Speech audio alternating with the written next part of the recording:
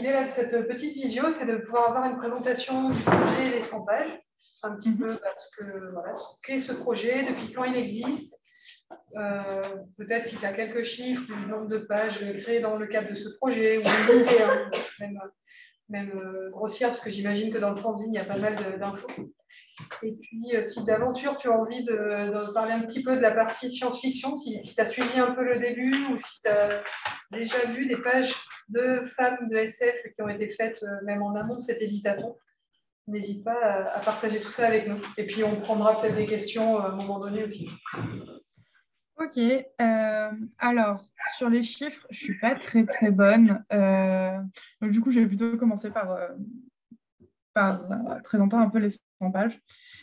Du coup, les 100 pages, c'est une association qui est suisse, qui a été créée par Natacha, donc, qui est une contributrice wikipédienne, et qui a été créée dans l'idée de réduire le gender gap sur Wikipédia, parce qu'en fait, à cette époque-là, il n'y avait que 15% des biographies wikipédiennes qui concernaient des femmes.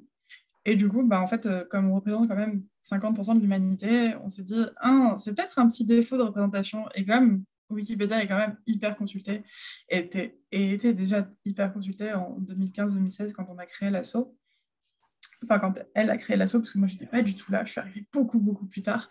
Et bah, du coup, cette association-là a eu cette idée d'essayer d'améliorer les articles et de en créer de nouveaux. Parce qu'il faut savoir que même les articles qui étaient déjà faits avaient des gros, gros biais de genre. Donc, qu'est-ce que c'est qu'un biais de genre? C'est par exemple quand on décrit une femme uniquement comme mère de, épouse de, ou en sa qualité de femme, notamment par exemple dans la recherche, on a souvent tendance à décrire une femme comme la première femme à avoir fait quelque chose et pas comme euh, l'inventrice ou la découvreuse de tel ou tel phénomène. Or, souvent, c'est rapporter, c'est essentialiser la femme à ce qu'elle a fait, à sa place dans l'histoire et pas du tout à ses propres réussites à elle. Du coup, c'est de là qu'est née l'idée des 100 pages, s'était elle-même inspirée de Women in Red, l'association anglophone qui travaille sur ce sujet et qui, du coup, Women in Red, c'est une référence aux articles rouges dans Wikipédia, donc c'est les articles de femmes, de personnes notables qui n'ont pas d'article Wikipédia, puisque du coup, un lien est bleu quand il y a un article derrière, et il est rouge quand il n'y a pas d'article derrière, donc il a créé. Et une autre association qui est Art Plus Feminism, qui avait pour but de créer des pages d'artistes féminines sur Wikipédia. Donc voilà, donc c'est un peu la conjonction de toutes ces initiatives-là qui a permis de faire naître l'association. Et après, c'est devenu un groupe un peu plus informel, c'est-à-dire qu'il y a une association, mais il y a plein de gens qui contribuent sans faire forcément partie de l'association. Par exemple, je crois que je n'ai pas adhéré cette année. Bon, ça, c'est plus parce que je suis un peu nulle en administratif, mais voilà. Et l'idée, c'est vraiment d'avoir un groupe d'entraide, de discussion, de parole, notamment, par exemple, quand on aborde les questions de genre, parce que on dit femmes, mais en fait, ça inclut aussi les personnes issues des minorités de genre, donc les personnes trans, les personnes non-binaires, les personnes intersexuées, etc. Euh, et du coup, en tant que femme cis, moi, personnellement, je n'étais pas très au courant de ces questions-là. Et du coup, avoir un groupe qui partage avec nous, qui discute avec nous, qui permet de partager des ressources, d'expliciter, par exemple, l'écriture inclusive. Malgré le fait que je ne sois pas très, très vieille, je n'ai pas grandi avec l'écriture inclusive. C'est un truc que j'ai dû apprendre après mes études. Et du coup, ça s'apprend aussi. Euh, Ce genre de choses. Et voilà. Et on a une page projet qui permet de rassembler un peu tout ça.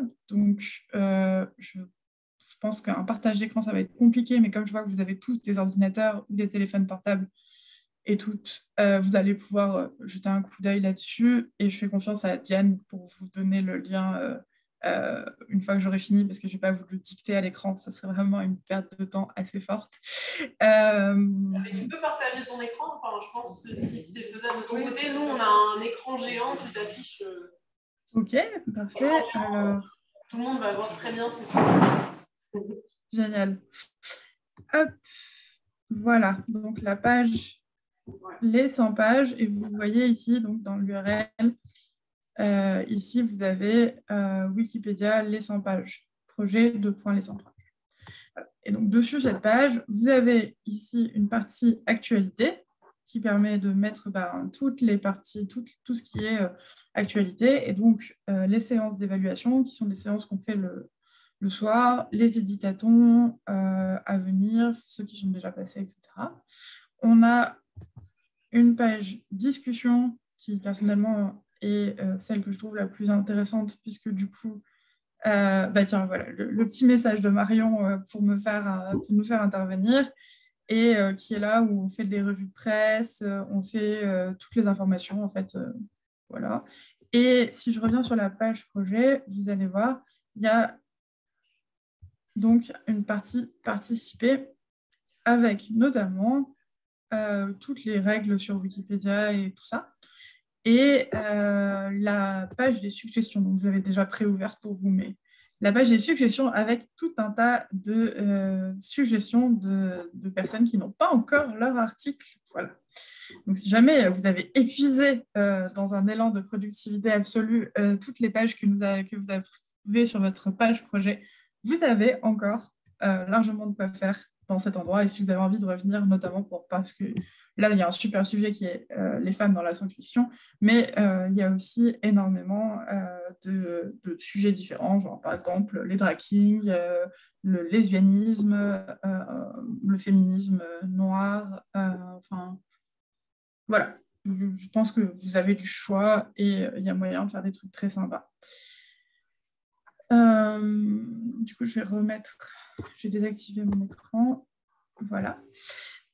Et du coup, les 100 pages, voilà, c'est né de ça. Ça a 5 ans maintenant. On a fait un petit fanzine que vous devez avoir dans les mains avec un petit bingo à la fin, parce que en fait, cette asso, elle est là aussi parce qu'on s'entraide et on se soutient.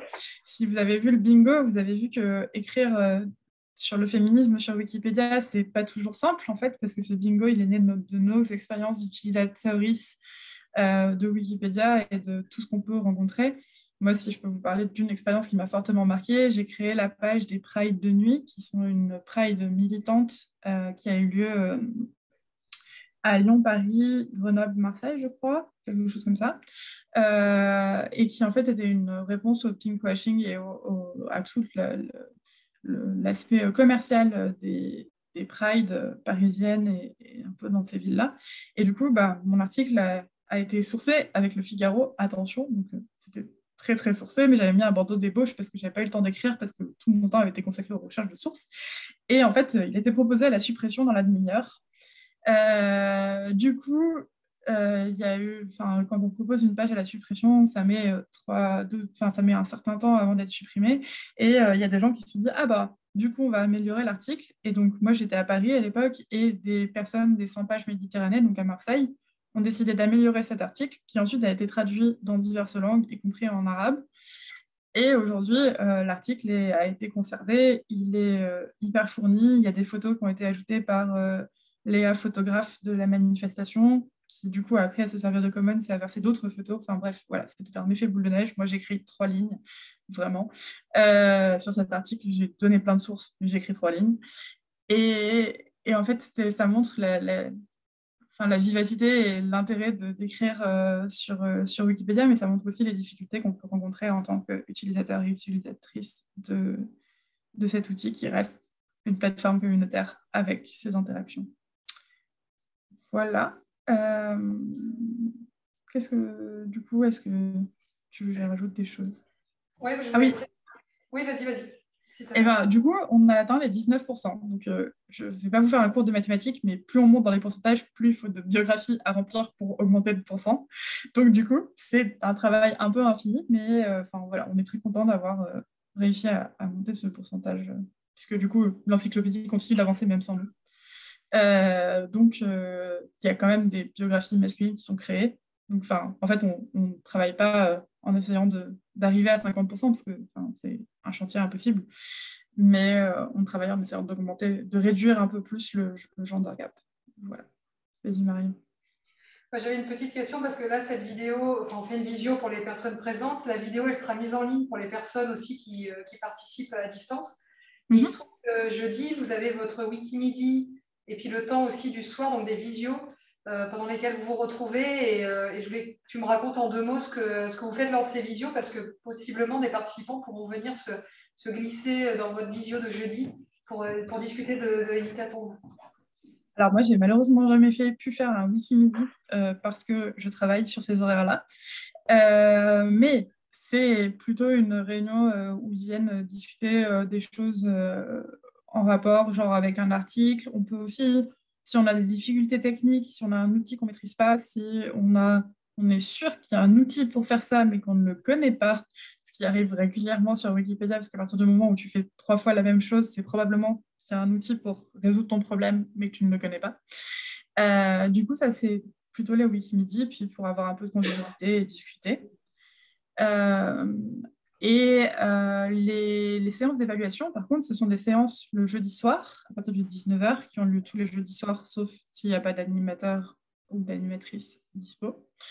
Et qui vont, du coup, là, le but, c'est d'évaluer un article. Donc, comment est-ce qu'on évalue un article? Déjà, on évalue par rapport à 2 choses, son importance pour le mouvement des 100 pages. Donc, pour vous donner un exemple, l'article de Marie Curie a une importance énorme parce qu'il est extrêmement vu, internationalement parlant, parce que c'est la seule personne à avoir eu 2 prix Nobel et que ses travaux sont d'une importance vitale pour comprendre notre société actuelle. Mais par contre, on va prendre, je ne sais pas, moi j'ai créé un article de chef d'orchestre qui n'a pas une renommée énorme, qui n'a pas bouleversé la scène musicale de l'époque. Du coup, son article va être d'une importance moindre. Pas que sa vie était moins importante du tout, mais par contre, c'est un article qui est jugé un petit peu moins prioritaire, on va dire, sur la liste. Et l'autre chose qui va juger la qualité de l'article. Donc, sachant que sur Wikipédia, quand il y a différents stades de qualité d'un article, un article normal, on va dire. Après, en dessous, il y a les ébauches. Donc là, c'est ce que moi j'ai tendance à faire, c'est-à-dire que c'est un premier travail de recherche. Il y a déjà les sources qui le rendent admissible, mais on n'a pas été fouiller toutes les sources disponibles, on n'est pas allé au fond du sujet, on n'a pas documenté ça complètement. En général, sur un éditaton, on fait surtout des bonnes ébauches, en général, enfin, entre ébauches du début et très bonnes ébauches, suivant la capacité des personnes. Personnellement, moi, je suis souvent à ébauche pas ouf. Mais bon.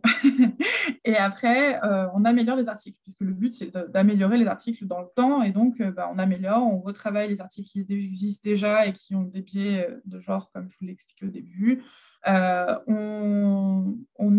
On évalue tous les articles qui ont déjà été faits, histoire qu'ils soient placés sur l'échelle et que du coup, après, on puisse s'attaquer aux articles qu'on juge les plus importants. Et jusqu'à la catégorie des très bons articles qui sont proposés à la labellisation des articles qui permettent de dire à Wikipédia que ce sont des articles de qualité et qui sont absolument irréprochables. Donc, pour l'instant, on en a eu quelques-uns proposés à cette labellisation et dont là, Elisabeth Dmitriev, qui est l'une des personnalités de la commune, qui est une personnalité russe, qui était une féministe et une combattante de la liberté et qui a fait plein de choses pour la commune et du coup qui est en train d'être labellisé article de qualité. Voilà. Et du coup, si vous avez des questions ou des projets autres, vous pouvez aussi en parler à ces moments-là, parce que par exemple, on a travaillé le fanzine après ces réunions ou avant, suivant les dispos de chacun. Voilà, et chacune. Merci beaucoup. Je me tourne vers la salle s'il y a des questions, s'il y a des idées ou des retours avec les premières tentatives d'ébauche de ce matin. Voilà, les présentations ce matin ont duré, le temps qu'on se plonge dedans, il fallait voilà, qu'on découvre un peu avec Diane de quoi il y a eu plusieurs traductions qui ont été faites déjà, parce qu'effectivement, c'est souvent un bon pied à l'étrier de traduire pour déjà voir un peu comment c'est fait. C'est un peu plus facile parce qu'on a besoin de rechercher les sources soi-même. Donc il y a plusieurs traductions qui ont déjà été publiées ou qui sont en cours encore. Et si je peux vous rassurer dans votre production, si jamais vous ne sentez pas de vous attaquer à un article ou à une traduction, comme disait Diane, il y a des choses hyper utiles, comme par exemple prendre les articles orphelins et aller voir où est-ce qu'on peut les relier à d'autres articles. Une page orpheline, c'est une page qui n'est pas liée à d'autres pages, donc il y a peu de chances de la retrouver et de la lire. Et c'est malheureusement beaucoup le cas des articles de femmes. Donc ça peut être un jeu. Enfin, moi j'adore ça parce que je trouve ça vraiment c'est un jeu d'aller retrouver le bon sujet et d'aller mettre la phrase qui va permettre de relier l'article, etc. Voilà, n'hésitez pas à faire ce genre de choses si jamais vous sentez que vous avez besoin d'une pause, si vous avez ou si vous sentez qu'un article c'est un peu trop gros pour vous. Voilà, ça peut arriver et enfin, c'est tout à fait OK. Comment on les trouve? Comment sont les articles orphelins? Il y a une rubrique normalement. Voilà.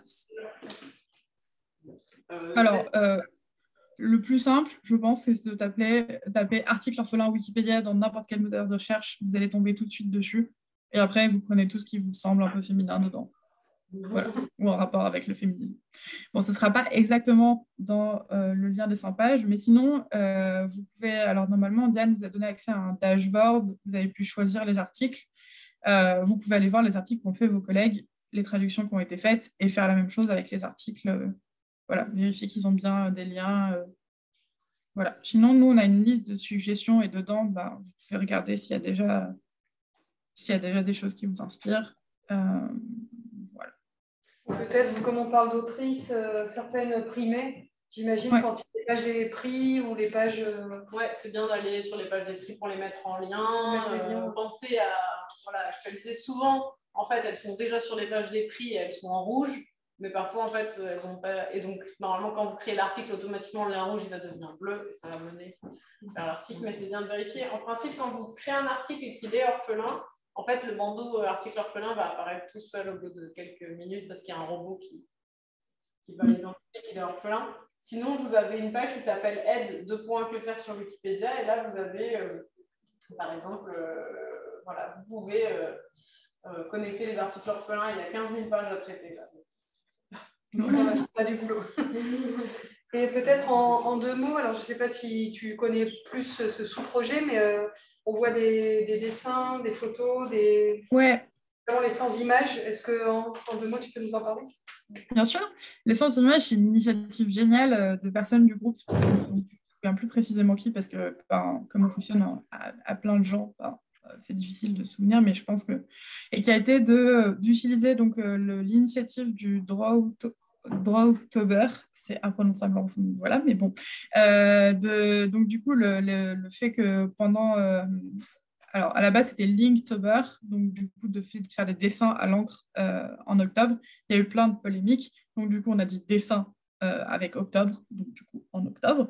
Et l'idée, c'était d'illustrer des articles Wikipédia de femmes qui n'ont pas été illustrés, puisque donc, de la même façon que pour les articles Wikipédia, il y a des règles à respecter pour les images, à savoir ne pas copier quelque chose qui existe déjà. Donc, par exemple, prendre une photo de quelqu'un qui existe déjà et l'adapter sans rien changer, ça ne fonctionne pas.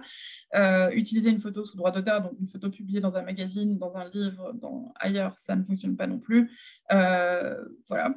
Et donc, il y a des femmes dont on n'avait pas la photo. Donc, il y a plein d'artistes et de contributeurs et de contributrices qui se sont dit moi, je vais participer à Wikipédia, non pas en écrivant des articles, mais en faisant des dessins. Et ils nous ont fait des super réalisations du coup d'illustrations d'articles.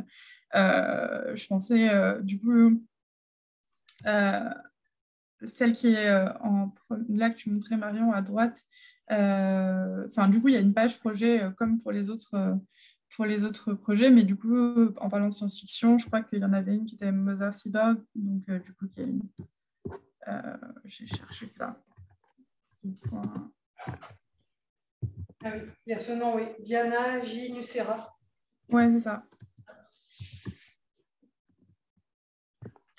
Mais du coup, voilà, c'est quand même, c'est assez chouette d'avoir ça parce que ça permet d'avoir qu'elles aient une visibilité et notamment, alors, je suis pas très très partisane de. Personnellement, je les trouve très belles, mais il y a eu aussi des artistes qui ont un peu protesté en mode ah oui, mais ça va pas et tout ça. Alors, il y en a eu un précisément, et pas d'inquiétude, mais du coup, je trouve que c'est hyper cool, particulièrement pour les femmes dont on n'aura jamais de photos. C'est-à-dire que les femmes qui sont encore vivantes, on peut toujours aller les voir et leur demander, et négocier, et prendre des photos. Enfin, mais en tout cas, pour les femmes qui sont mortes maintenant, et bah, ça n'arrivera pas de pouvoir les prendre en photo. Du coup, j'ai trouvé ça vraiment génial, parce que ça donnait des visages à des peintres, à des militantes. Et c'est très, très chouette, je trouve, pour redonner leur place aux femmes. Tu peux nous partager ton écran si tu as cherché Mother Cyborg? Non, je n'ai pas retrouvé.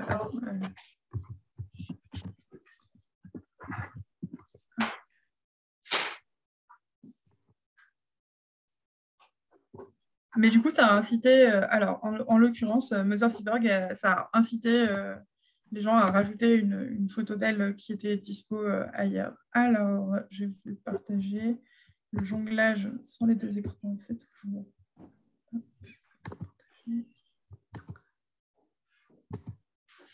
Voilà, donc vous voyez, il y a une photo d'elle ici, et il y a le portrait ici qui a été réalisé par Mina Kara. Donc, du coup, Mother Cyborg, qui est du coup une DJ queer qui fait donc de la musique, mais également des fanzines, etc. Et enfin, qui a une activité assez impressionnante. Elle peut même être finalement dans la catégorie science-fiction. Je vois créatrice d'un jeu de science-fiction. Donc on l'a liste, mais on peut l'ajouter. Bon, après, son article est très très fourni pour le coup. Et il a genre 36 sources. Donc, je pense que c'est assez chouette et il y a déjà plein de choses. Mais en tout cas, elle fait partie clairement des gens qu'on peut mettre dans la catégorie science-fiction. On ouvre la salle, des questions ou des remarques, sinon on peut libérer. Moi, ça vient de me motiver à faire un dessin. Ah ben voilà. C'est pour la semaine. Non, juste pour dire que c'est une super initiative et que je connais depuis pas très longtemps. Et enfin, j'en avais entendu parler depuis un moment, mais en tout cas, je suis contente de participer à ça aujourd'hui.